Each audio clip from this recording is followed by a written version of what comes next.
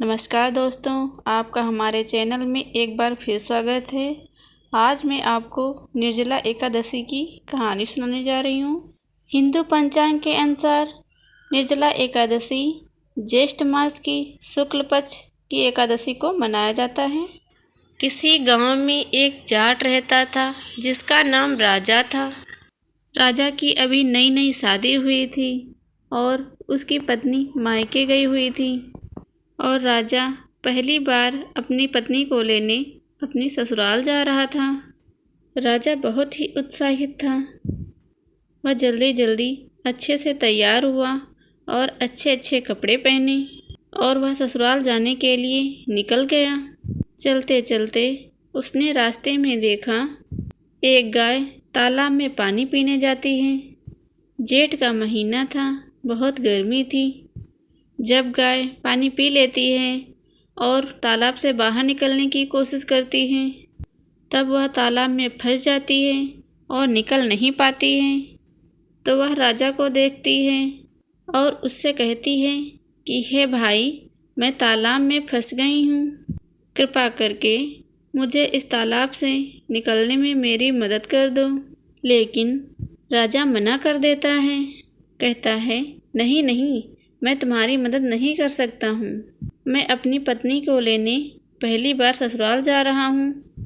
मैं तालाब में तुम्हारी मदद करने के लिए घुसा तो मेरे कपड़े गंदे हो जाएंगे। गाय ने बार बार राजा से विनती की, लेकिन राजा नहीं माना। गाय ने कहा, भाई, आज निर्जला 11 का दिन है। अगर तुम मेरी मदद करोगे तो बहुत पुण्य मिलेगा। मैं तुम्हें वरदान दूंगी, तुम्हारी 7 पीढ़ियाँ तर जाएंगी, तुम्हें अपार सुख मिलेगा। तब राजा नहीं माना और गाय को बहुत गुस्सा आ गया। तब गाय ने गुस्से में कहा, अगर तुम मेरी मदद नहीं करोगे, मुझे इस तालाब से नहीं निकालोगे तो मैं तुम्हें श्राप दे दूंगी। ऐसा कहकर गाय ने राजा को श्राप दे दिया। कहा कि जा, तू 8 पहर बाद गधा बन जाएगा। वह डर गया और गाय से माफ़ी मांगने लगा, लेकिन तब तक बहुत देर हो चुकी थी। गाय पूरी तरह से तालाब में डूब चुकी थी। राजा बहुत दुखी हुआ और दुखी मन से अपनी ससुराल पहुंच गया।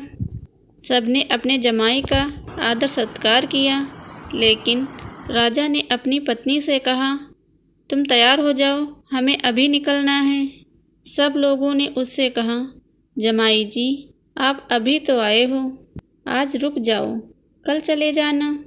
लेकिन राजा ने तो जैसे जाने की जिद ही पकड़ ली थी। तब उसकी पत्नी ने कहा, जब सब लोग इतना कह रहे हैं तो रुक जाओ, कल चलेंगे। तब राजा ने अपनी सारी बात अपनी पत्नी को बताई। श्राप की बात सुनकर उसकी पत्नी तैयार होकर तुरंत उसके साथ चल दी और दोनों घर पहुंच जाते हैं। 8 पहर बाद राजा गधा बन जाता है। अब उसकी पत्नी अपने पति के साथ अंदर ही रहती है, लेकिन धीरे धीरे उसके घर का सारा सामान खत्म हो जाता है। उनके खाने पीने को भी कुछ नहीं बचता है। वह बहुत दुखी होते हैं। ऐसे ही कुछ समय बीत जाता है। फिर वह गधा कहता है कि तुम मुझे अपने साथ मजदूरी करने ले चलो।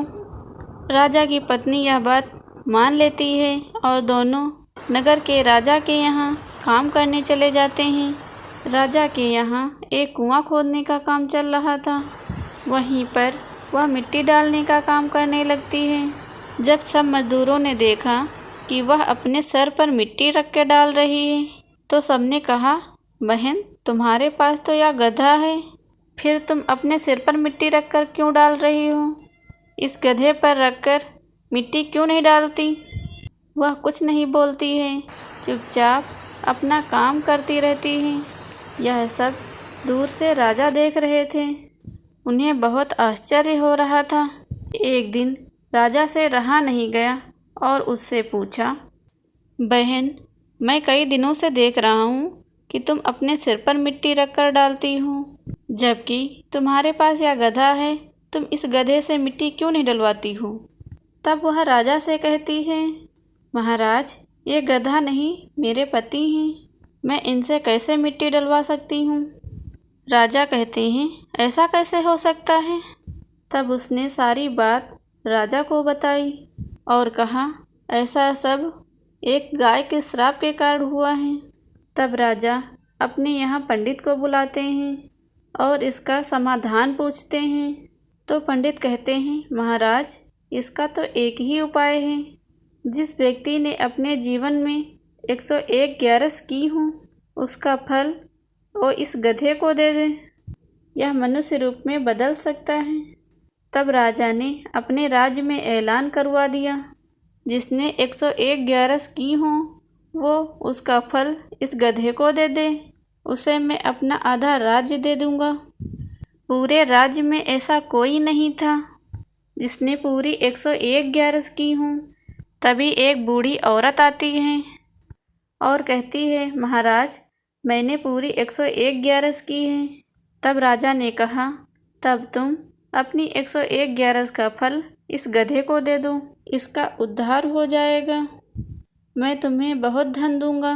तब वह बूढ़ी औरत कहती है कि हे महाराज, मैं इस धन दौलत का क्या करूंगी, अब मेरे जीवन के कितने दिन बचे हैं।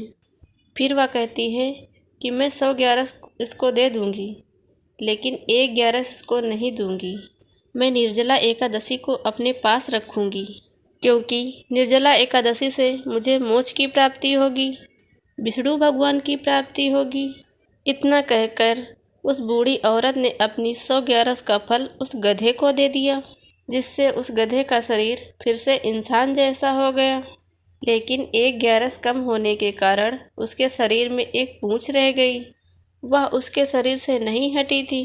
ग्यारस के फल से उसे गाय के श्राप से मुक्ति मिल गई, उसे भगवान विष्णु की कृपा से मुक्ति मिल गई।